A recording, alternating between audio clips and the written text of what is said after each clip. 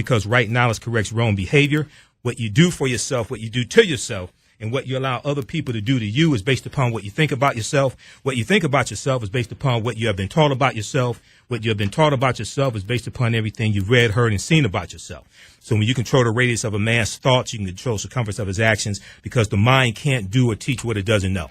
Now, we deal with a number of different topics here on the show. We deal with current events and history and politics, education, economic empowerment, entrepreneurship, relationships, love, sex, health issues, and much, much more.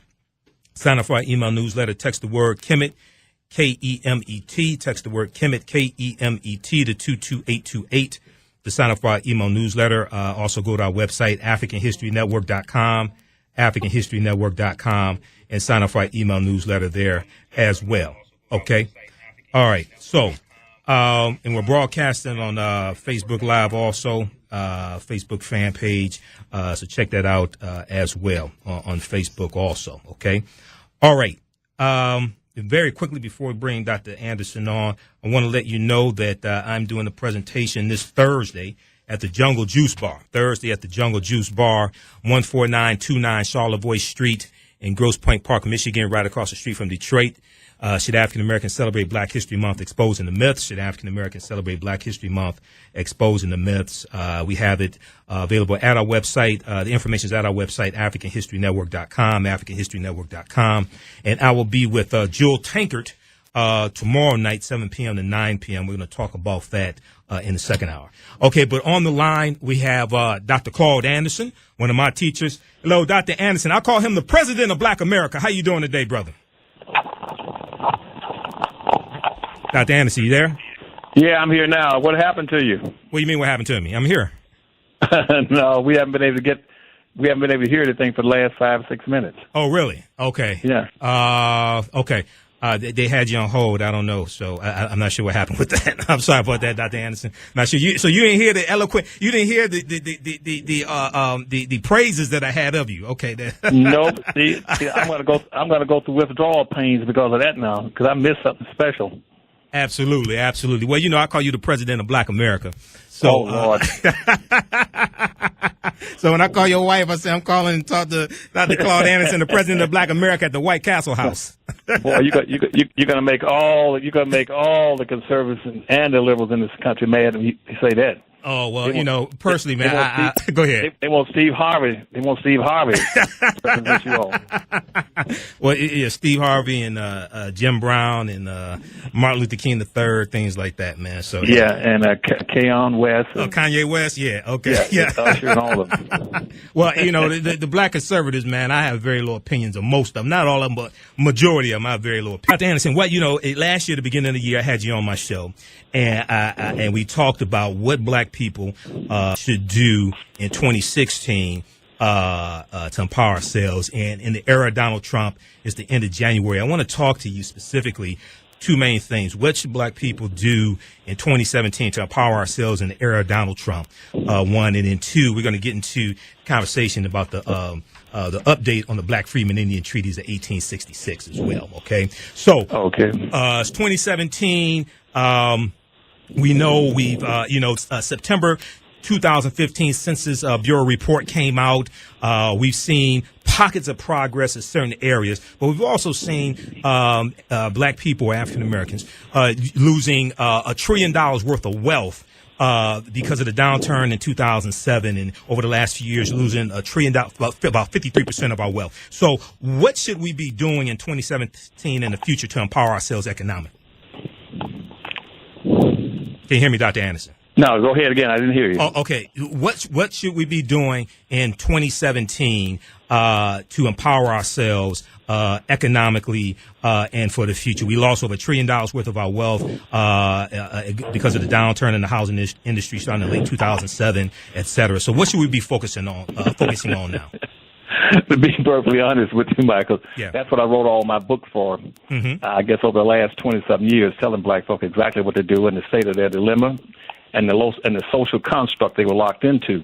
And I've been pushing that since 1960s. But unfortunately, our people are hard-headed. They don't listen. Even when you tell them what to do, and they don't read even when they buy the books. But everything you could possibly be concerned about is contained in those books, Black Labor, White Wealth, that lays out everything that whites have done over the last for 400 or 500 years to socially engineer you into the lowest level of a real-life monopoly game that you cannot win under the present social construct. 2, PowerNomics shows you how to beat that social construct. It picks up where black labor, white wealth left off. Now, for this coming year, and then plus we got 2 books, Black Labor, Dirty Little Secrets 1 and 2, that tells you why you're a special people. Right. Now, based on all of that, what I've done this year is set up another national plan for black folk. I guess I'm the only person that's written 3 major plans for black folk in America, but they still haven't abided by them. The first, I have the dubious honor of being the person that wrote the first darn affirmative action plan in the United States, comprehensive plan. I wrote it for the state of Florida in 1970. That was approved by the state cabinet, by the governor, and the attorney general, and everyone else. And I didn't write that plan for women, for gays, and humpbacks, and midgets, and people with hemorrhoids. I wrote it for black folk. Exactly. And they haven't picked up and done anything with it. They still talking about otherness, other right. people. And so they haven't followed that. Then I wrote the plan, the national plan called PowerNomics, to tell them what to do. Comprehensive. Then I wrote a special plan for the city of Detroit. And then all of a sudden, to show them how to build a black business district. Not African Town. That was not my project. African Town was, Councilwoman Joanne Watson's project. Mine was business district off of Livernois, right? Where I had something like about 40 acres of land to show them how to build. And I had 1,000 black folk from across America come to Detroit, and pledge and say, and 16 of them were willing to and pledged to relocate their factories from around this nation into the city of Detroit, into that business district. I had about another 23 companies that say they would put their retail industries there. It would have employed thousands of people, black folk.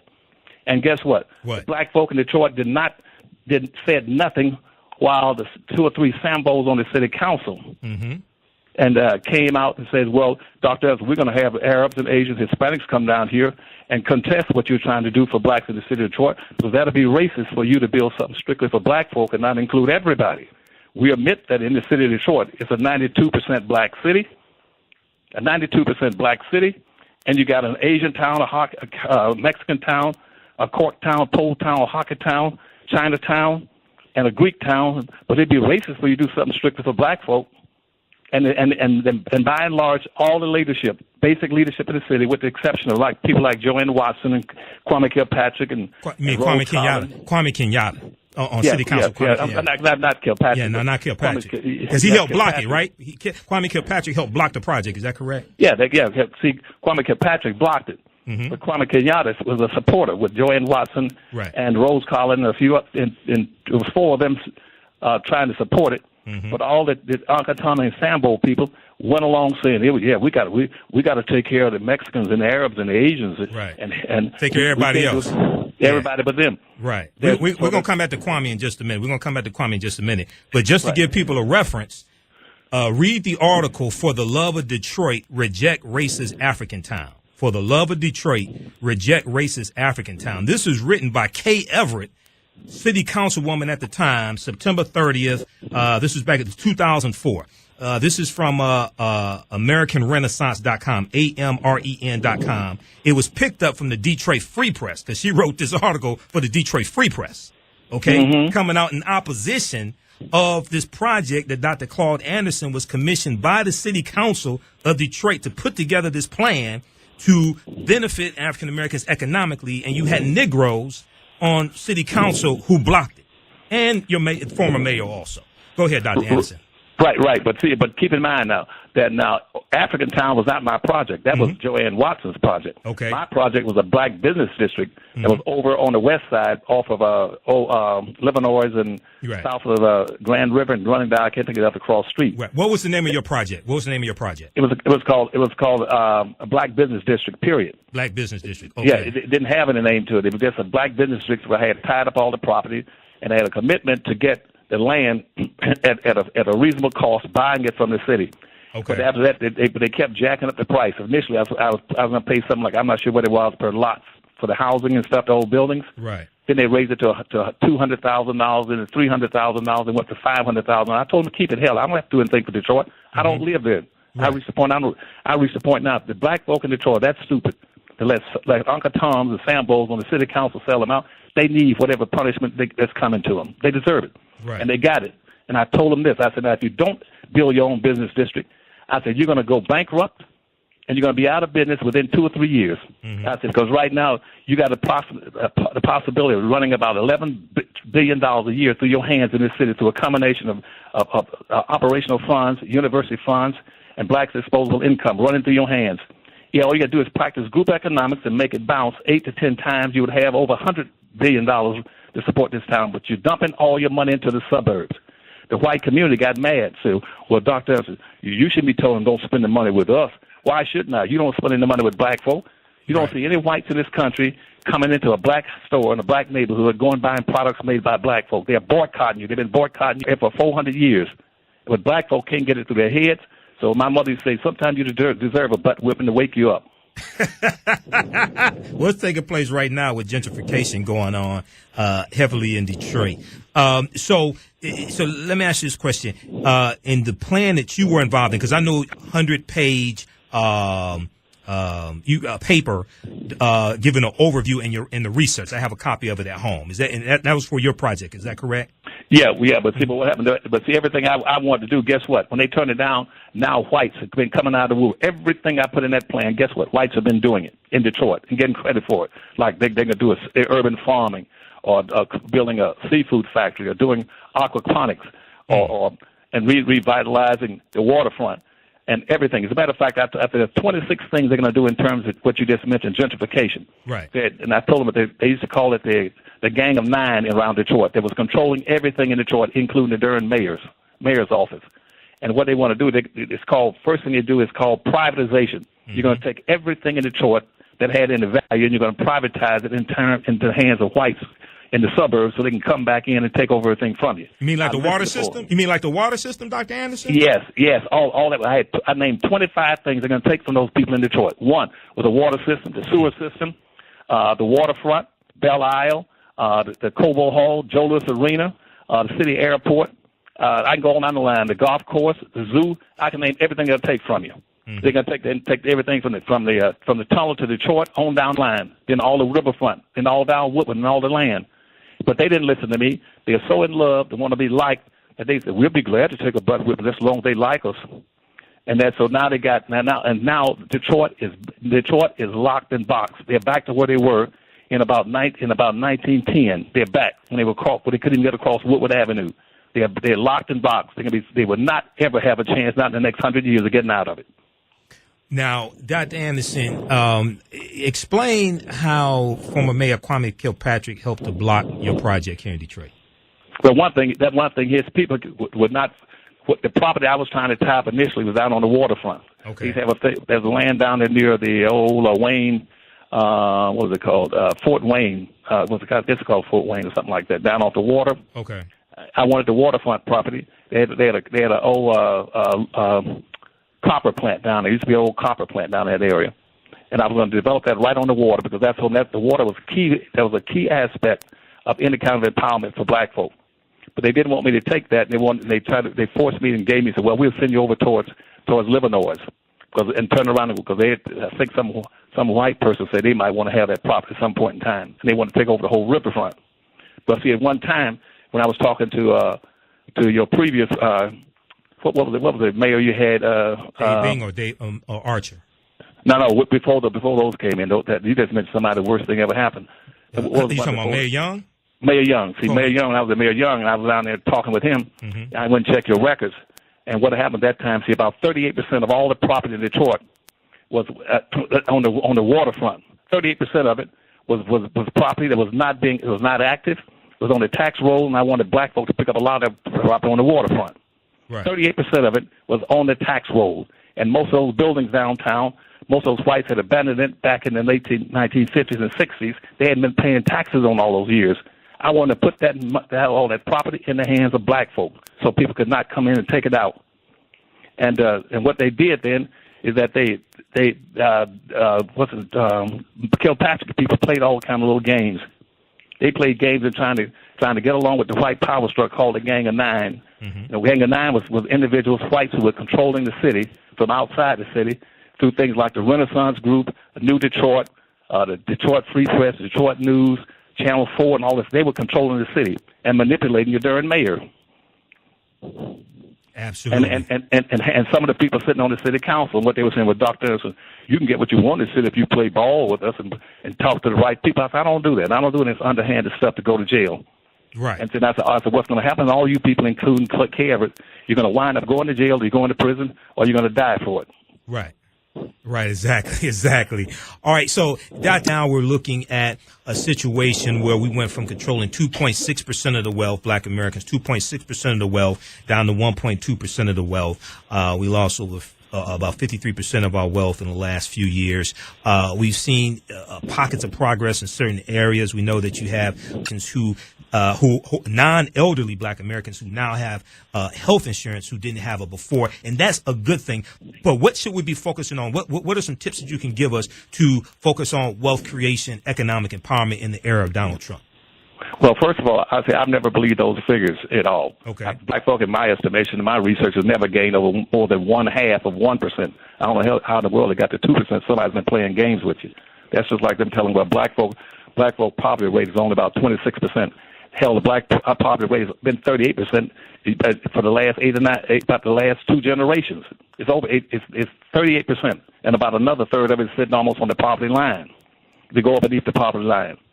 And that's if they were to lose the little bit of investment they have in their house, their homes, and their cars and automobile, you have 2/3 of the black folk in America be beneath the darn poverty line. And in Detroit right now, if we look at the United States Census right now, right, you'll find out that in this country, that what you gain in terms of wealth and income is based on how you're perceived by the broader society. Right. Black folk are the lowest level of a ranking order of acceptability. That's why the recent survey shows that black folk right now, median family household income is something like about $22,000. But if you go back and look at that same census report that came out this summer. Yeah, in look September. At that census report. Mm-hmm. Yeah, in September, yes. That's right. You look at that now, and you'll find out that blacks are on the bottom, not only in income and wealth, but also in educational achievement and everything else. But look right above that, you got the Hispanics. Hispanics started pouring into this country in the 1970s. And they came in here as Hispanics and got double, triple benefits by declaring themselves to be a minority and being equal to black folk and shut black folk out. So he started in 1970. Their income, right now, about 92% of all the Hispanics in the United States have been here less than 35 years. Mm-hmm. Their income right now is way over black folks, over 100% higher than blacks. Then you look at whites who are next up. Then you look at the Asians who started coming here in the 1980s, and their income is almost 2.5 times that of black folk. So black folk are not gaining any wealth. You got about 450 to 500 billionaires, multi-billionaires, Michael, in this country that are whites. Yeah. That means and black folk, right? That means I got about 3 or 4 white men in America that got more wealth than all 44 million black folk put together. Right. You got Bill Gates and Larry Ellison. But you can pick any of them. You can pick any, even the ones that you're not too well aware of. You can pick any 2 or 3 of them and add all their wealth together. That's more than 44 million black folk put together. You can't compete in a society when you don't have the wealth to be able to be equal to your percentage of the population, which is almost 13%. You know what? Your income is beneath the lowest people who just arrived in the damn country, right? And they haven't been here 35 years now. Higher than you. You look at the number of businesses they got, which is a direct relationship between having wealth and having income and having businesses. Mm-hmm. 1 out of every 10 Asians are in business. That's why they're the highest incoming people in the United States. Right. 1 out of every 10 Asians in business, 1 out of every 35 whites in business, 1 out of every 54 Hispanics in business, and 1 out of 104 black folks. They have no businesses. You have no way of getting making a sizable change in your wealth because you're being socially engineered to looking for darn jobs. A job will not change your wealth status, Michael. Oh, absolutely. A job is designed to maintain you. And one thing we've seen in the last few years, we've seen black women, they're creating businesses at 6 times the national average, but we do know they're undercapitalized also. You know, we've seen in 2007, 1.9 million businesses we owned. In 2012 was 2.5 million, but we do understand that we have a problem obtaining capital. Let me ask you this question here, and then I want to get into your new book that's coming out also. You have been fighting fighting to enforce the Black Freedmen Indian Treaties of 1866. Your wife sent out a press release on September 30th, and blacknews.com picked it up. I talked about it on my show when this press release came out, either that day or the next day. And it dealt with the Obama administration pays $492 million to settle with Indian tribes, but ignored the claims of the Black Indian families. Okay, we're coming up on a break in 2 minutes, but go ahead. What happened with this? Well, several things happened. First of all, is that Obama has failed. He claims that he was a teacher of constitutional law, and clearly he didn't understand it because he violated the law. The 1866 treaty, which is and the treaty is the highest law of the land. It mandated that Black freedmen and Black Indians and free blacks and their descendants be treated in all manners similar to any so-called Native Americans or white Indians in America. Right. That was a mandate. And yet in Obama, for the time he was in office, for those 8 years in office, for 6 or 7 of them, every Christmas, he invited 564 so-called white Indians, or what history called $5 Indians, to the White House, and gave them $3.5 billion every year, every Christmas. But he didn't invite not one single black. But at the same time, he was inviting all these white Indians and $5 Indians into the White House, and who was simply just the descendants of slaveholders. Right. People don't know that in proportional comparative terms, Michael, that Indians owned as many slaves proportionally and comparatively as whites did. Slavery could never have existed or originated without the help and participation of Indians. And Indians not only did they support it, but that's why they became known as civilized, because they were told that if you in fact support slavery in this country and help us maintain it, then we will give you certain gifts, and then put it in every treaty. We'll give you clothing, homes, food, and weapons.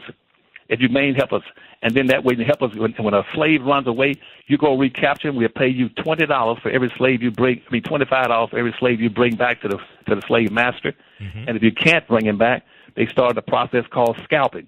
You catch that black person, bring back his hair with his ears attached, we give you $20. And every tribe, all those Indian 5 civilized tribes, the Choctaw, Chickasaw, Cherokee, and Seminole Indians, they all signed treaties in 1866 with the United States government, because they all signed on and fought with the South. They fought with the South to maintain slavery. And the last Southern general to give up was Stan Wade. He was the last one to give up for fighting for the South.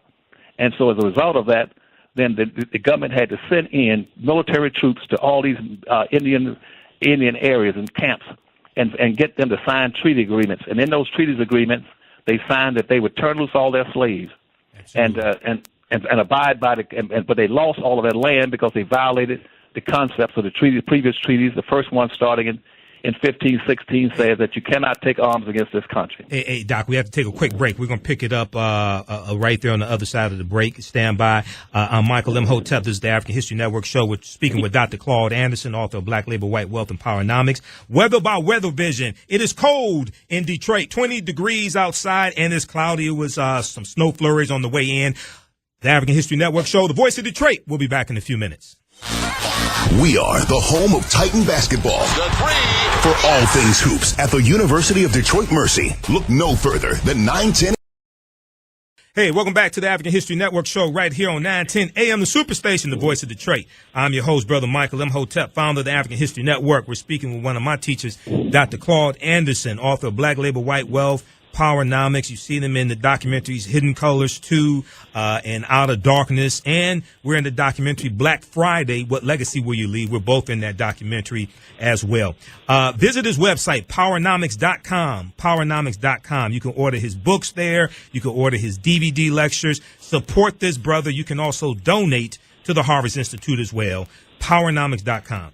All right, Dr. Anderson, right before the break, you were talking about the Black Freedmen Indian Treaties of 1866 and how the Choctaw, Chickasaw, Creek, Cherokee, and Seminole Indians, how they took up arms against the Union during the Civil War and violated that treaty. Okay, go ahead and continue, brother. Michael, you got it down pat. Boy, you must have a recorder there. I do research, man. I first learned about it from you, and I deal with this in some of my presentations. And the Black Freedmen Indian Treaties tie into Black Wall Street in Tulsa, Oklahoma, because Tulsa, Oklahoma was founded by Creek Indians around 1836. and they took their black slaves into Oklahoma when they got pushed off of their land because of the Indian Removal Act of 1830 in southeastern United States. So this history all ties together. Right, it does, and see, I'm proud of you. Always have been. Thank you. That you got the consciousness to go out and do the research and got the backbone to stand up and fight for it. Thank you. That's a double value for black folk. But anyway, the 1866 Indian Treaty, after the Civil War was over, some of the Indians were still holding, the Choctaw and Chickasaw Indians more specifically, were still holding blacks as slaves, and they were holding 12,000, 16,000 blacks in enslavement. And so the United States government had no recourse but to go in there and try to force them to release those blacks since the 13th Amendment had at least, in quote, freed black folk in America from slavery. And in the agreement, it says that in all manners that black folk should be eligible to all the advantages that the descendants of all any Indians in this country will have. Right. And they stipulated and implied in those agreements, those treaties, about 7 or 8 basic things, Michael, for black folk. One is that they're supposed to immediately set all the black slaves free, period. Mm-hmm. 2, that they should give them the option to be able to become a member of the tribe if they wanted to. Point 3, that they should give them 140 acres of land. Point 4, that they should give them $150 each. The government gave the Choctaw Indians almost over $200,000 to split up with those black slaves. Didn't give them a penny. Right. Point 5, that they should be able to go to any school, tuition free in the United States. Point 6, that they should be tax exempt, not paying the taxes just like the Indians do, didn't pay taxes. Mm-hmm. Point 7, they should be able to have access to all the resources on those reservations. I don't care what he's talking about, the timber, the land, the gold, the silver, the chrome, the bauxite, the magnesium, whatever it is. And point 8, that in present-day terms, they should be able to construct and federalize land and to build gambling casinos, that they must have the same treatment. And here we are in our society, going back to the White House with the Obama administration, rewarding and compensating the descendants of slaveholding Indians while ignoring the descendants of the slaves that those Indians kept in captivity for all those years and mistreated. That is, and every time I would go to the Hill, and even Joanne Watson's and all my friends on the Hill, and I was off the Hill, they would come into the country. I was bringing Indians from around the country, black Indians in here, to go up on the Hill and to address this issue with the Congressional Black Caucus. And they would see me coming because most of them had been bought off by these white Indians.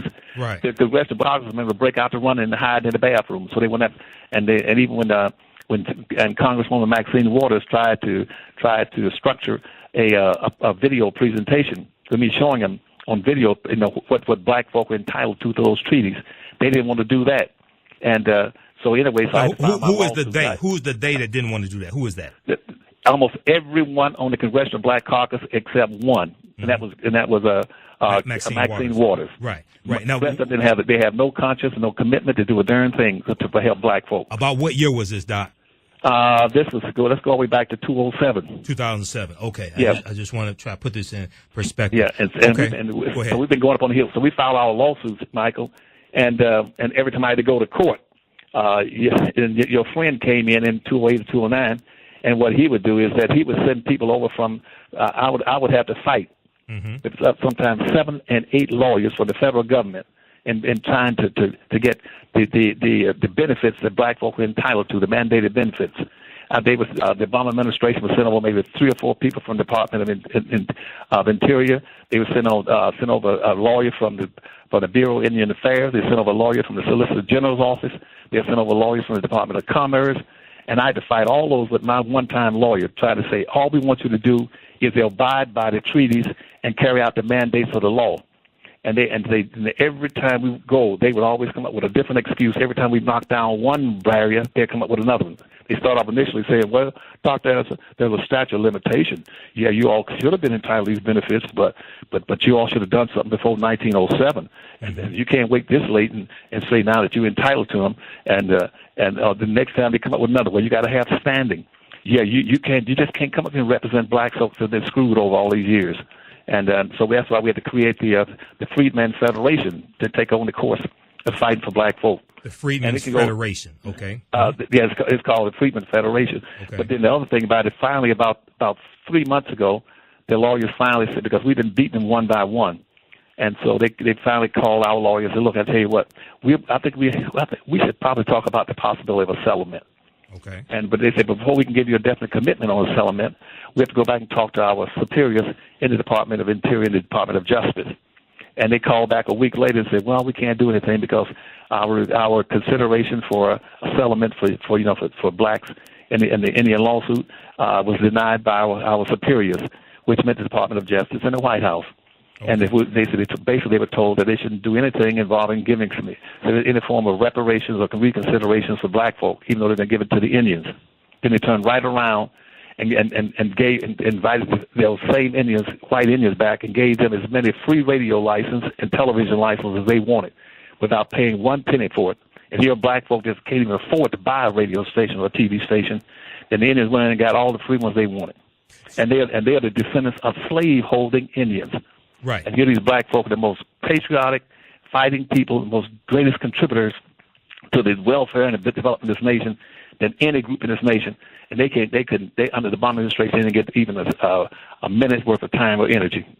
Absolutely. So you said it was the Department of Justice, and it was President Obama specifically. It was President Obama specifically who blocked this settlement that happened back in like September of 2016. Is that correct? Yeah. Well, yeah. What's this? This is 16. And what they said to us is that they're superiors, and that's in the Department of Justice. We're totally opposed to the only superiors they got. And see, it has to be Department of Justice hires, and they've got a black woman there as Attorney General. Attorney General Loretta Lynch, former Attorney General Loretta Lynch, yeah. Okay, and the other one is the Obama administration. So who else? Whatever, they don't have any other superiors. So it's natural for us to conclude that those are the two that told them don't do anything for black folks. Then. Okay, now there's an article from blacknews.com has this article. Obama administration pays $492 million to settle with Indian tribes, but ignores claims of black Indian families. Okay. I encourage people to check out this article. Now, I remember back in 2014 when I first interviewed you, and that interview is on YouTube, has been viewed over 12,000 times. You talked about how there was a white U.S. senator that said, Dr. Anderson, you're absolutely correct. Your people deserve this, but you're going about it the wrong way. What did he tell you, and what should we be doing now in 2017 to enforce this? Well, I had two or three white senators. Okay. Well, not necessarily white senators, but congressional members. Okay. That came to me and said, the problem is that what you're saying, they're forcing you to get on the wrong track. Mm-hmm. That what you're fighting for, you're absolutely right. It's not a legal issue. They're forcing you to go through the court system and spend all your money and drain your money and your capital away, fighting and making it go into court here and going, and they keep finding minuscule reasons and straw issues to keep burning up any funds that you might have to get compensation and reparations for your people. They say the issue is really a political issue, mm-hmm. not a legal issue. Right. They said the reason you're getting very little traction, and you're getting traction, a little bit of traction at a time, is because you don't have any support of your congressional black caucus member or any of the black elected officials in the United States. You don't have any support of your civil rights organizations because they all linked into with the Indians and under the political correctness banner. Because the American Indians had paid off and given money to probably, I would guess, maybe at least a quarter of all the Congressional Black Caucus members, had bought them off lock, stock, and barrel. Mm. And this guy Abraham, I can't think of his last name, that went to jail. Okay. He had all that money, had all that Indian money to giving out Indian money. But anyway, they were bought off. And so they were not going to support anything we do. And to give you an example, one of the congressmen is Congressman Cohen, Steve Cohen, a Jewish congressman out of Memphis, Tennessee. Okay. What he was saying is, Dr. Anderson, you're right. And when I go from here, he come into my office. He says, these congressional people should be listening to what you're saying. And we had one senator, a black senator from Chicago, that was there temporarily, only for 1 year time, an interim senator. I wrote a paragraph for him saying all he has to do is to file this as a bill and file it in the United States Senate. You talking about Barack Obama? No, not Barack Obama. Oh, okay. Because he was a senator from Illinois, from Chicago. Okay, from Chicago, yeah. Okay. All he had to do was file it, and I wrote it out for him, gave it to his staff, and say all you got to do is have him to go up and file it like other bills. Right. That would throw the whole issue on the table for black folk. And he was scared to do that. And he was there only temporarily because the guy who was the previous senator, got kicked out. He was there for temporary reasons, and he still would not file a bill on behalf of black folk. Right. So let me ask you this, Doc, because we got about 10 minutes left. I don't want to go over my time because your wife is going to send me a butt whooping from Maryland. So what? So God, let me tell you, man, I didn't know she was that tough on you. She knows I got some of those things on my plate. Exactly. So very quickly now, what? From my understanding, from my conversations with you, we need to make this a political issue as opposed to so much a legal issue. So one of my things is that when you have mass protests, you have Black Lives Matter protests, things like this, that in addition to the signs that they have, they should also have signs talking about enforce the Black Freedmen Indian Treaties of 1866 and informing our people about this and organizing to push this agenda just like Hispanics push the immigration agenda. Is that correct? That's right. But see, our people, even the people like the Black Lives Matter, and just like any other march, 98% of all our marches are for superficial, wheel-spinning, non-frictional, symbolic issues that ain't going to do a damn thing to better black folks. Mm-hmm. Instead, whenever they have a march, you should have, what do you plan on marching for? What do you plan on? What's your goal? What do you plan on achieving? Right. They never do that.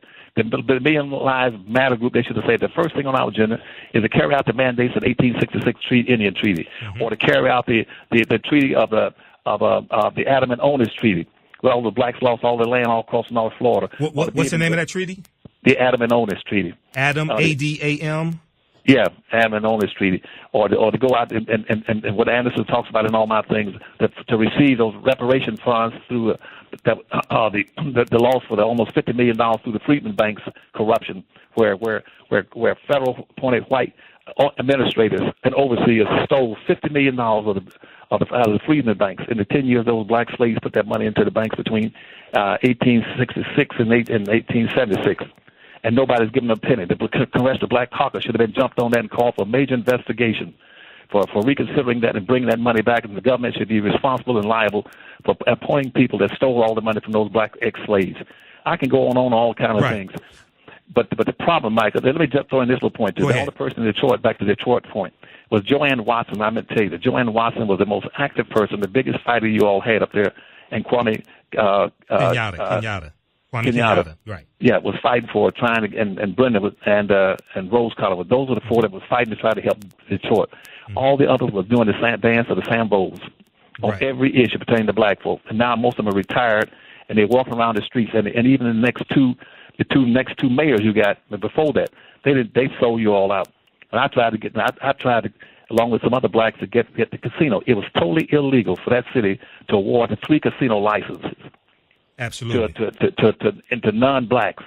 And I even met with the Indians up in Saginaw, Indian chiefs. And the first thing they asked me, 8 Indian chiefs, they said, Dr. Anderson, how in the world can you have a mayor in Detroit giving 3 casino licenses to whites in a black city? Mm-hmm. And I said, can you tell us that before we even discuss anything up here? They said, we're Indians. We're not as smart as you black folks are. Can you tell us how people can come in your city and take over own all the businesses? How can Arabs own all the 92% black city and Arabs own 92% of the businesses? Right. How is it whites can come over and take all 3 casinos? I said, I'm not going to answer that because you know the answer. They said, no, we don't. I said, because we keep relying on some of the silliest, the most people who would never be particularly noted for their intellectual facility and put them in offices of responsibility and authority. I said, that's the problem.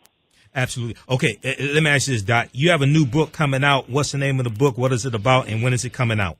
It's called The Black Reader. It'll be on the stores on the first of March. It'll be in the stores. This is going to be a cutter for you. This is my wrap up, and there'll be it's called The Black Reader. 101 questions that you never thought to even ask. Okay, The Black Reader. 101 questions you never thought to ask. The Black Reader. Never thought to ask. Okay. It gives you information about things you should know about, but you never asked about. Now, for anybody. Where can people buy your books? Because we don't want to have to go to Amazon to get the books. Where can people order your books? Okay, tell me. Go to the computer and go to PowerNomics.com and order the books off of PowerNomics.com. That helps us a lot because right now, even though Amazon rated 2 weeks ago out of the millions and millions and millions of books they sell in this country around the world, that my books come in as number 3 bestseller. Okay, and out of the millions upon millions they sell. And but what happens is most of that money goes straight to Amazon and they go to us. Right, exactly. So tell them to go to PowerNomics.com and order the books. PowerNomics.com. Absolutely. Yeah. All of his books are there. His DVD lectures are there. He has a DVD lecture on the Black Freedmen Indian Treaties of 1866, because I ordered 4 of his DVDs at one time, and that's how I learned a lot about the Black Freedmen Indian Treaties, and from talking to him also. Okay, Doc. Now, so support this brother, and you can donate to the Harvest Institute through their website as well. Okay, be sure that's right. Go ahead, brother. Be sure and donate and support Dr. Anderson. Go ahead, quickly. Oh, yeah, Michael, and answer your original question, the first question you asked me when you came on the air with you tonight, I got a major plan that will be kicked off. This is the year. 2017 is the year for blackness across this country. Okay. And Donald Trump did us a big favor. He pulled the sheets off the Democratic Party and all the liberal establishment that keeps equating gays, midgets, and Arabs and Asians, everybody to black folk. The black folk are exceptional people, and there's an agenda that I got laid out, and a big plan. We're going to move across this country. And I got a whole bunch of people lined up. I had millions of people that followers getting ready to move on this coming year. Okay. It's based on exceptionality of black folk, and you're going to be hearing about it. Okay. I will contact you this week, so you and I can have a private conversation about it, if you don't mind, so I can get more information. And okay. I do 2 radio shows, so whenever you're ready to come back on, we can do it. But I want to have a private conversation about you, see how myself and Dave Anderson is here in the studio also. I'm about to bring him on. Tell Dave I said hi. I know now he's doing well. He's forgotten about poor blacks like me. I'm about to bring Dave Anderson on next, so we definitely want to help you with this as well. Very quickly here. You and I, we've talked about the immigration issue as well in this country. Well, undocumented immigrants. Let me put it like that: undocumented immigrants, and not to try to not from a perspective of trying to demonize people and saying this is the reason why, because Hispanics.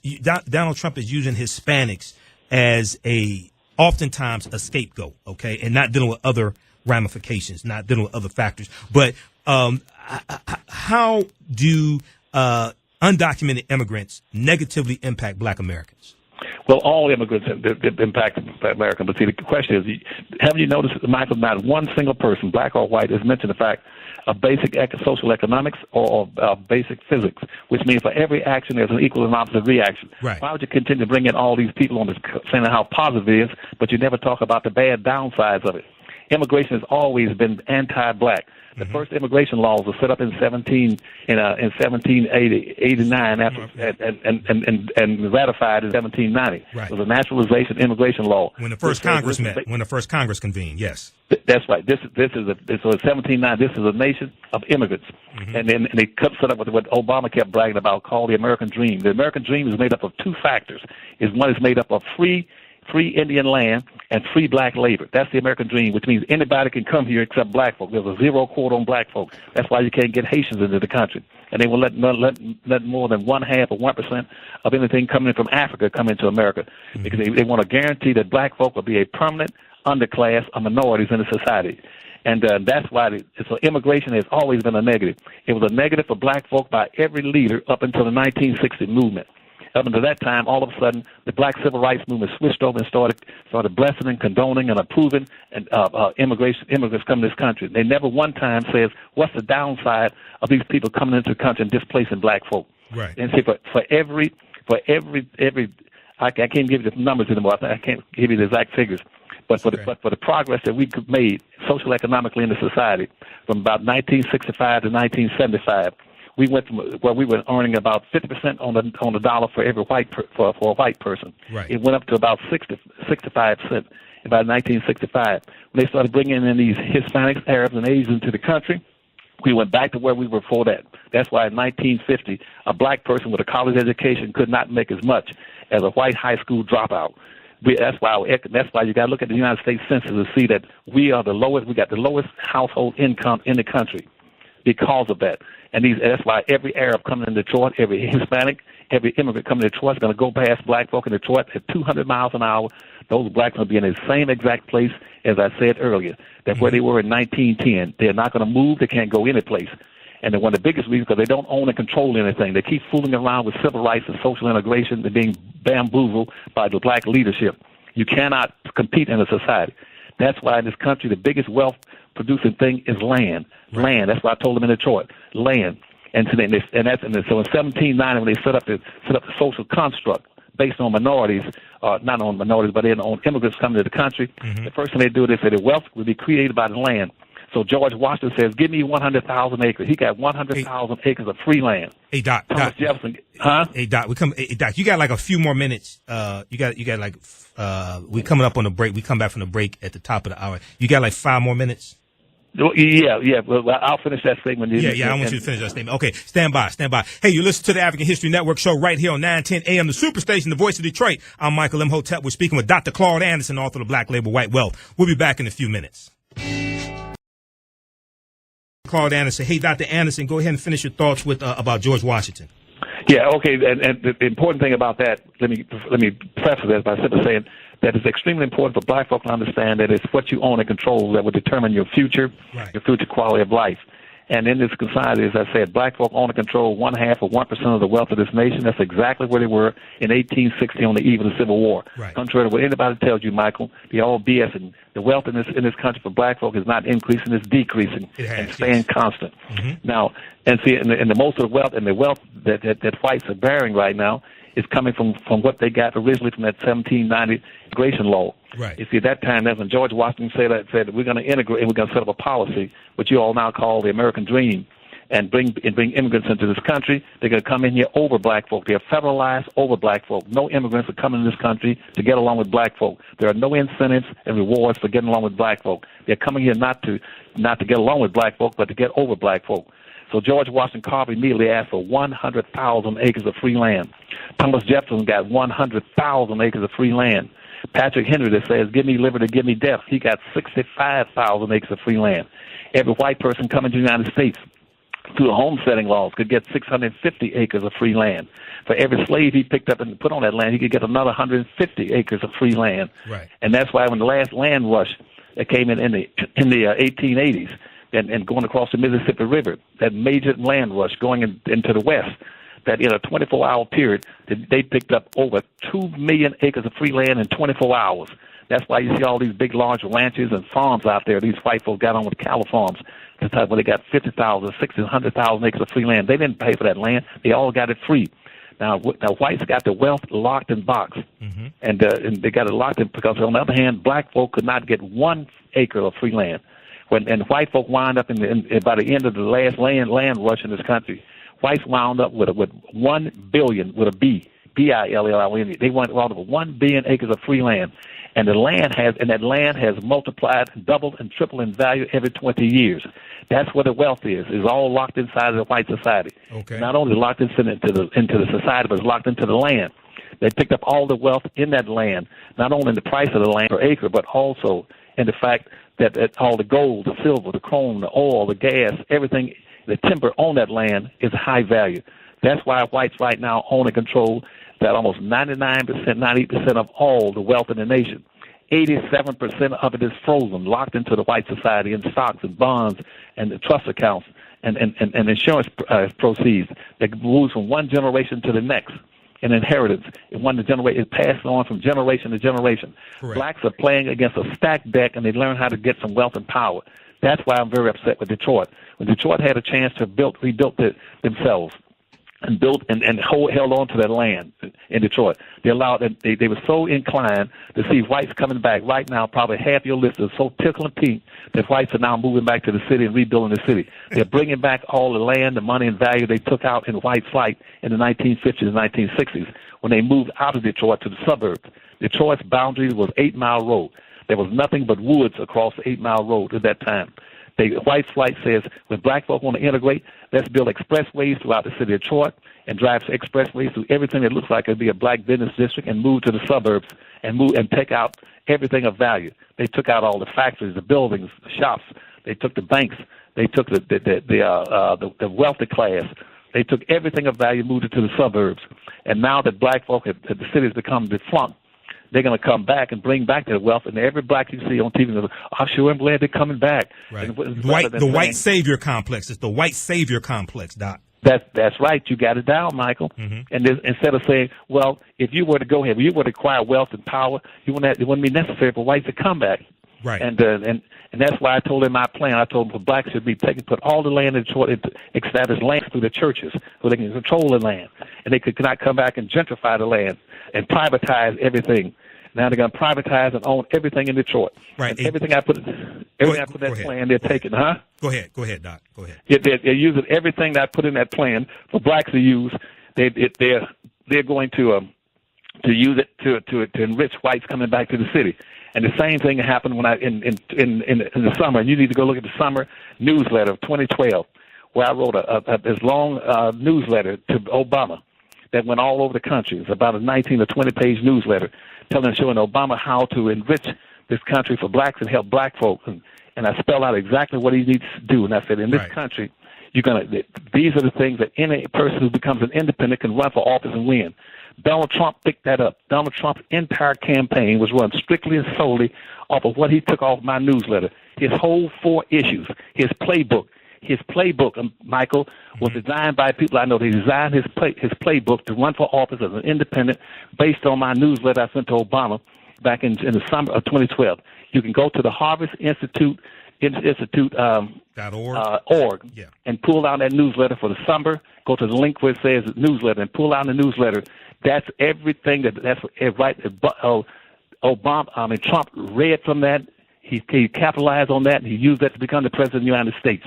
And Obama could have done some of those things for black folks, but he preferred not to. And yet he's going around bragging about he's going to be the president of all the people. That was a tale. You cannot be president of all the people unless you take care of black folk. Black folk are people. He didn't do a darn thing for black folk.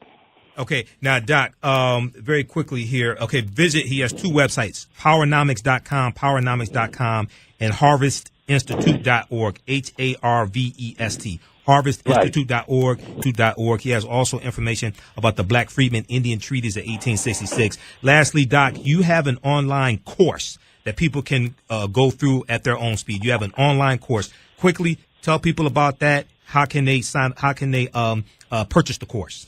Well, I'm not too familiar with it. I know the office is running it. Okay. And I haven't been too much involved. But what I'm working on now is I got a webinar coming up sometime this spring. Okay. And it's a deep programming. It's set up to do some things I learned in the Marine Corps. Again, as a Marine, we had training programs to deprogram brainwashed prisoners coming out of Korea. As I was in the service, doing both the Korean and the Vietnam War. Okay. We had over 7,000 POWs in prisons and POW camps in North Korea and in China, and they were in captivity for 3 years. They were programmed what later on call turncoats, and the Chinese brainwashed them. But see, the same thing. In these seminars, I'm gonna be showing you the similarities of how you deprogram black folk. We had a place in Barbers Point, Hawaii, for deprogramming brainwashed people. Okay. So everything you hear me say and talk about is coming from those experiences that I had in the Marine Corps as a flight safety engineer for my squadron, and as a pilot. I don't fly anymore, but in Marine aviation. But right now, we have a webinar showing black folk how to register for this course, and webinars to take them through a deep programming system. Okay. For being able to learn what the issues are and how to be able to compete and become a self-sufficient, independent, competitive people in this country economically with whites, Asians, Arabs, Hispanics, midgets, gays, transsexuals, people with hemorrhoids and toenail infections. Right. And lastly, he has a 4-book special right now. You get all 4 books, Black Labor, White Wealth, PowerNomics, Dirty Little Secrets About Black History, Volume 1 and 2. You get all 4 books for $70 at PowerNomics.com. And then also PowerNomics.tv is a online course that's available at PowerNomics.com. PowerNomics and Politics, using group strength for power. It's a $500 value. It's on sale right now, only $125. They have the information right on the homepage of PowerNomics.com. Take advantage of this also. Go ahead. You want me to give them the telephone number they want to call the office? Doc. Absolutely. Give them whatever you want. They can call the office here in Washington, D.C. They can call it 301-564-6075. That's the PowerNomics Corporation of America. That number again is 301-564-6075. And we give any information pertaining to the books or the DVDs, anything else. And also they can call that same number and make contact with the Harvest Institute and make pledges by going to the PayPal for Harvest Institute or buy the books through PayPal for PowerNomics, okay? Absolutely. And that treaty Adam Onis, ADAMS hyphen ONIS treaty, Adam Onis Treaty of 1819. Google that. Dr. Anderson, you have a great night. Tell your wife I said hello as well, okay? And thank you. And do me a favor. Yes, sir. You just stay the strong, conscious black man I've known you to be all these years. Thank you, brother. You too, man. You're a rarity. You're a rarity, boy. You hang in there. All right, Doc. I'll talk to you soon, okay? All right. Thank you, buddy. And have a good evening now. All right. You too, man. Thanks. All right. That's one of my teachers, Dr. Claud Anderson, author of Black Labor, White Wealth, PowerNomics. He's in the documentaries Hidden Colors, To the Triumph of Melanin Out of Darkness from director Amadeus Christ. He and I and Dave Anderson, who's here with me, we're all in the documentary Black Friday, What Legacy Will You Leave? And also Black Friday, the remix. So in here in the studio,